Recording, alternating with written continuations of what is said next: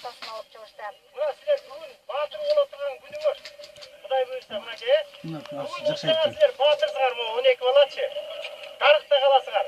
Кудай буйрса эме даярдыгыңар Кудайга шүгүр болду. Только гана ойнош керек, утуш керек, Амин. А жана Б топторуна бөлүнгөн 7 команда 4 күндөн бери тайпалык мелдештерди өткөрүп келишти. Бирок бүгүнкү финалдык кештешти көрөбүз деп келген көрүүчүлөр ат майданга жык толуп, оюнчуларды сүрөп колдоп мыкты дем берип турушту. Таштаганга араң үлгүрүштү. Биздин Казакстан командасынын дайындыгы болмады. Башка айтканда. Жиналып келе салып, негизи келмейбиз ба дегенбиз биз. Кийин барамыз деп бәрін жинап, бір күннің ішінде жинап алып кетіп, бізде дайындық болмады. Дайындық болмағаннан кейін Олимпиадаға кетіп, бізде өкімет ақша бөлмеді де сборға.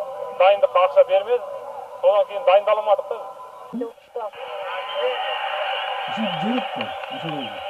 Қуантқан ошол Кыргыз құрама командасы да чоң айырма менен көрсөттү. Анткени ачык Азия чемпионатында 3 жыл мурун Астанада ошол калыстардын адилетсиздигинен биздин команда финалдык беттешүүдө отуруп койгон. Биздин балдардын ичи, кыргыз элинин ичи абдан ачып калган болчу. Бирок бүгүн таза оюнда балдар өзүнүн оюнунда чеберчилиги менен, күчү менен көрсөтүп, чоң айырма менен жеңишке жетишти.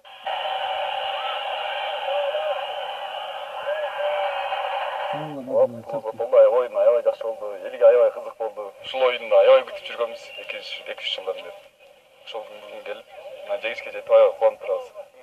Моюндун башында кичине казактар, биздин атаандаштар кичине үстөмдүк кылышты, аттары да күчтүүрөөк болуп, бирок биз өзүбүздүн тактикабыз бар болчу, 2 айдан бери түзгөн. Ошол тактикабызды колдонуп, үйдөн ошо даярданганбыз да, ошолорду колдоп, ошонун артынан азыр жеңишке жетип отурабыз.